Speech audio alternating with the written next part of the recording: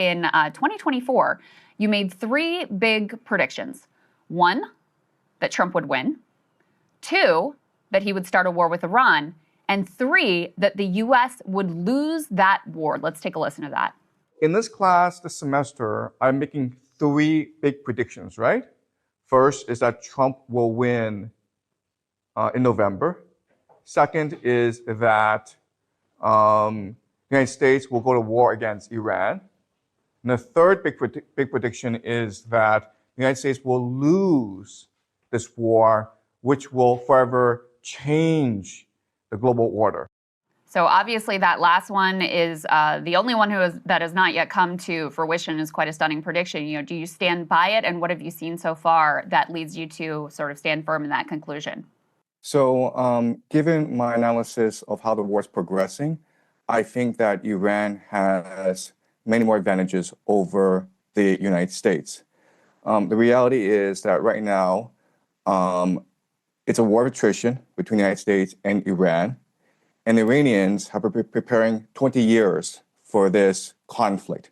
In their eschatology, in their religion, this is a war against the great Satan. They've had many practice runs. Last June was a 12-day war when the Iranians were able to examine and analyze the strike capacities of both the Israelis and the Americans. And they've had a lot of time, 8 months, to prepare fully for this new attack. They, through their proxies, the Houthis, Hezbollah, Hamas, and the Shia militias, have been able to really grasp the American mentality.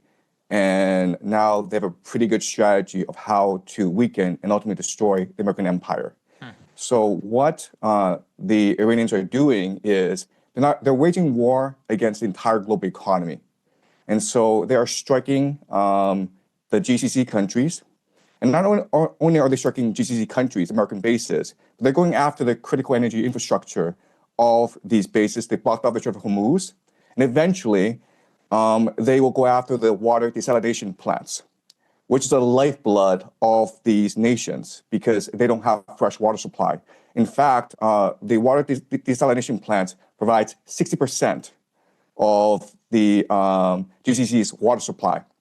So if a drone, and these drones cost $50,000, if they wiped out a desalination plant in Riyadh, Saudi Arabia, and it's a city of 10 million people, right? They'd be out of water in 2 weeks. In 2 weeks. And right now, the Iranians have de facto closed off the Strait of Hormuz, and the GCC gets 90% of its food from the Strait of Hormuz. So I know a lot of people are talking about the disruptions to the global economy, but right now, the Iranians are actually threatening the very existence of Saudi Arabia, UAE, Bahrain, Qatar. And why this is important is that the Gulf states are really the linchpin of the American economy. So what they do is they sell petrodollars and then they recycle the petrodollars back into the American economy through the investments in the stock market. And right now we know that the entire American economy is propped up by AI investments in data centers. And a lot of that comes from the Gulf states.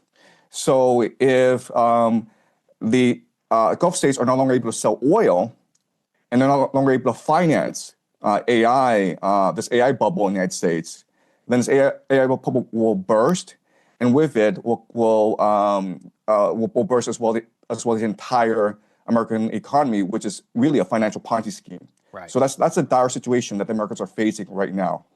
Yeah, I mean, to your point, sir, an Amazon data center was literally hit in the UAE. And now, of course, big tech companies, which were looking at the UAE as a major potential data center investment hub with cheap and abundant energy, probably going to be rethinking that. We also wanted to talk to you about munitions. We can put this next one up here on the screen. The United States is racing to accomplish Iran mission before munitions run out. This is specifically around interceptor math. There's a famous video just from yesterday in Israel, which shows a single Iranian ballistic missile, which is being targeted by some 11 different interceptors, all of which miss. Most of those come from the United States, not to mention all of the different bases, the GCC countries that you just talked about, and the asymmetry of the cost. It's $1 million for a missile, tens of millions per interceptor in some of these cases. With these munitions running out, how does that change the global picture? So you're in China, obviously, much of the stocks in Asia of the United States are likely to have to be cannibalized if this were to go on. How's that going to affect the global picture here? Right. So my first point is that the United States military is not designed to fight a 21st century war. Remember, the military-industrial complex came to being after World War II, and it was designed to fight the Cold War. And the Cold War was really about muscle flexing, about who was able to send people up into space, who was the first to get the person on the moon, who had the more complex missile systems. And so the entire American military strategy revolves around very sophisticated technology that costs a lot of money to build. And that's what the American air defense system is basically. And that's why we're seeing this asymmetry, as you point out, in this war, where you have these $1 million missiles trying to take out these $50,000 drones. And it's not sustainable in the long term. And so what we're seeing is really the puncturing of the aura of invincibility and inevitability that sustained American hegemony for the past 20 years, especially after the collapse of the Soviet Union.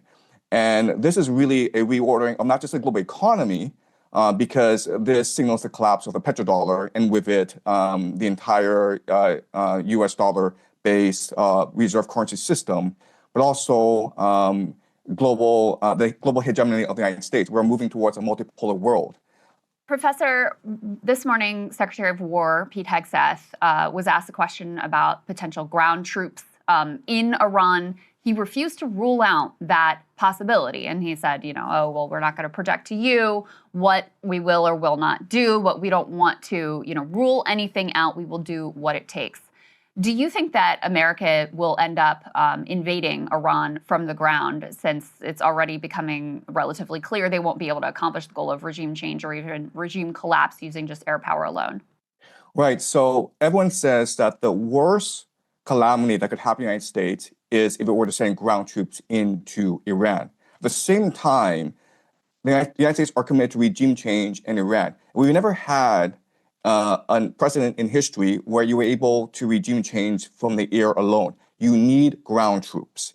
And so unfortunately, what's going to happen over the next few months is that pressure will build on America to send ground troops, especially from the GCC countries and from Israel, which are being pounded right now by the Iranians. So remember that if the GCC countries, Saudi Arabia, Qatar, UAE, Bahrain, if they go, then the petrodollar goes with them. So the Americans need to protect these countries, and these countries are going to demand that either the Americans bribe the Iranians to cease, and this is like $5 trillion in indemnity, okay? Or send ground troops to wipe out the Iranian threat once and for all. And I know that there's no political will for ground troops to be used against Iran among the American people. But remember that 78% of American people was against initial strikes against Iran in the first place. جهان بین